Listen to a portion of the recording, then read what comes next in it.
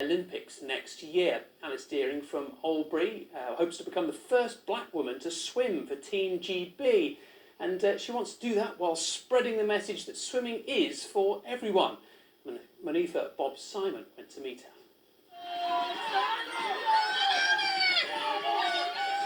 As one of Great Britain's top female marathon swimmers, Alice Deering is on a mission to promote inclusivity and diversity in the sport. The 23-year-old trains here at Loughborough University, but has set her sights on reaching the Tokyo Olympics next year. The opportunity to swim for Team GB on the biggest sporting stage for my sport is very exciting. If she qualifies, Alice will become the first black woman to swim for Team GB at the Olympic Games. It's such a big barrier which I hope to be the person who can break and give me a really cool opportunity to showcase what black athletes can do both in and out of the water. We're not just basketballers, footballers, athletics. We can do swimming as well. But she doesn't just spend her time training.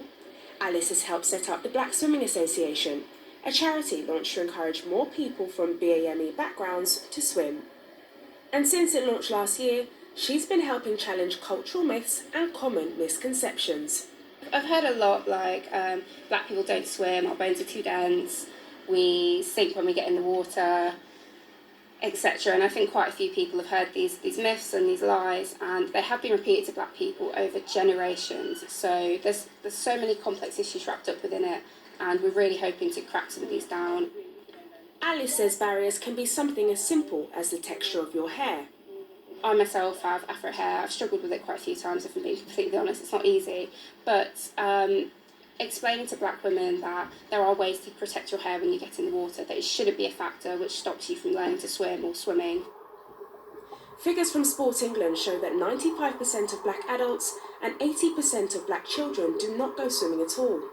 To change those statistics, Alice says communication is key.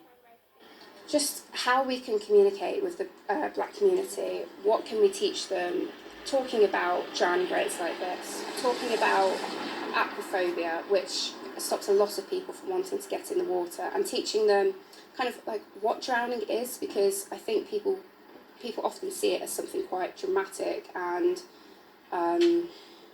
obvious, whereas quite often drowning isn't very obvious that it's happening. Alice's Olympic qualifying race will take place in May in Japan, where she'll find